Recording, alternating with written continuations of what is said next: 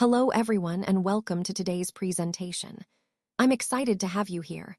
Today we'll be exploring Tawaaf al Ifadah. This is a key part of the pilgrimage, and we'll look into its significance and the proper way to perform it.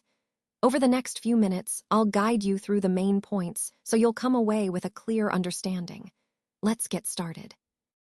In this slide, we focus on the Hanafi perspective regarding Tawaaf al Ifadah. Essentially, after the sacrifice, a person should go to Mecca either on the same day, the next day, or the day after to perform Tawaaf al-Ziyarah, completing 7 circuits around the Kaaba. It's recommended to perform Tawaaf on the day of the sacrifice, ideally after sunrise. Once you've completed the Tawaaf al-Ziyarah, you should return to Mina and perform the Zuhr prayer. It's important to note that if you've already performed Sa'i during the Tawaaf al-Qudum, which is the arrival Tawaaf, then you don't need to perform Sa'i again after Tawaaf al-Ziyarah. However, if Sa'i is still needed, it should be performed during Tawaaf al-Ziyarah, and during this Tawaaf, if you're following the Hanafi method, you should perform Ramal, which is a brisk walk, during the Tawaaf. If you don't perform Ramal when required, that's acceptable, but it's a recommended sunnah. After completing Tawaaf al-Ziyarah, you should offer 2 rakas of prayer, and then your ihram becomes lawful again, meaning you're no longer in the state of ihram restrictions. Lastly, it's important to remember that performing Tawaaf 3 days after the sacrifice is considered disapproved. Doing so could make one liable for atonement, so timing is quite significant here. Overall, this process emphasizes the importance of timing, specific actions during Tawaaf, and the connection to the overall pilgrimage rituals. After completing the Tawaaf of arrival, the next step is to go to the house and perform Tawaaf al Ifadah, which involves circling the Kaaba 7 times. It's best to do this on the day of sacrifice, but if you delay it beyond the days of Tashriq, sacrificing an animal isn't obligatory. However, if you delay it until after Dhul Hijjah, then sacrifice does become obligatory. Some scholars say that if you delay it until the 11th of Dhul Hijjah, then you are required to sacrifice. When we talk about going around, it means that you shouldn't rush through this Tawaaf, nor do you need to perform Sa'i again since you already did it after the Tawaaf of arrival. This applies to those who are not pressed for time. However, for those who were pressed for time and couldn't perform the Tawaaf of arrival, it's recommended that they proceed directly with Tawaaf al Ifadah. This ensures that the ritual is completed properly and in accordance with the guidance. Today, I will explain the key points of Tawaaf al Ifadah, which is a vital part of the Hajj pilgrimage. On the same day, which is the 10th of Dhul Hijjah, the pilgrim enters Mecca and performs the Tawaaf al Ifadah. This circumambulation is essential. Without it, the Hajj remains incomplete. It's important to note that this Tawaaf cannot simply be replaced by slaughtering, although it can be performed any time afterward according to our school. After completing the Tawaaf, the pilgrim prays 2 rakas.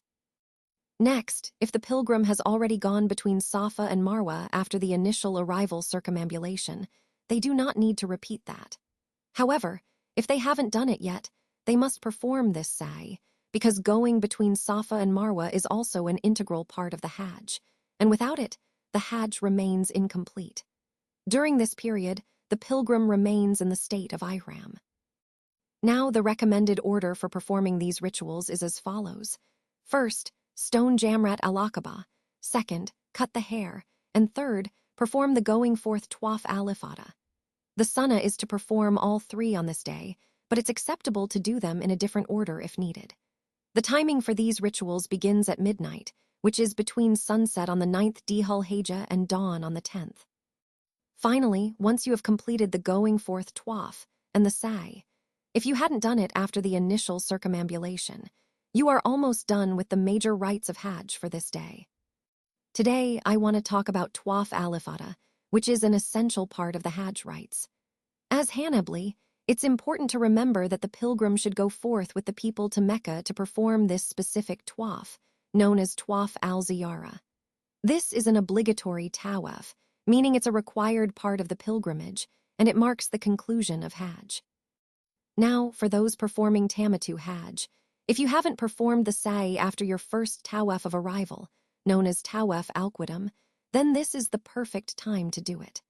Performing it now is crucial because it will make everything that was prohibited during Ihram lawful again. And as a nice recommendation, after completing Tawaaf al Ifadah, it's encouraged to drink Zamzam water. While doing so, you can say the dua, which is a beautiful moment of supplication and reflection. So, to sum up, Tawaaf al Ifadah is a key act that signifies the completion of Hajj, and performing the sa'i if needed helps restore your state of purity. It's a pivotal step in fulfilling the rites properly and connecting spiritually with the overall journey. Let's take a closer look at Tawaaf al Ifadah. According to Ibn Umar, the Prophet Muhammad, peace be upon him, performed the circumambulation of Ifadah on the day of Nar, which is the 10th of Dhul Hijjah. After completing this Tawaf, he returned to Mina and observed the noon prayer there. Nafi, one of the narrators, mentions that Ibn Umar used to follow this same practice, performing Tawaaf al Ifadah on the day of Nar, and then returning to Mina for the noon prayer. Importantly, he emphasizes that the Prophet himself did this, highlighting its significance in the pilgrimage rites. This demonstrates the consistency of the Prophet's actions and underscores the importance of observing Tawaaf al Ifadah at this specific point in the pilgrimage. Overall, it emphasizes the connection between the acts of Tawaf and prayer, integrating them into the overall spiritual journey of Hajj. After completing Tawaaf al Ifadah, it's important to remember a key event narrated by Ibn Umar. He mentioned that the Prophet Muhammad, peace be upon him, hastened to Mecca on the day of sacrifice, which shows the significance of this day in the pilgrimage.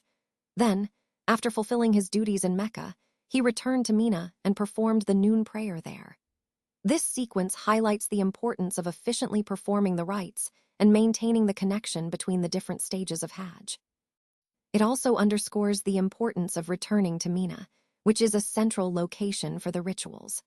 Overall, this part of the pilgrimage demonstrates the balance between devotion and practicality, ensuring that all acts are completed properly while adhering to the sunnah.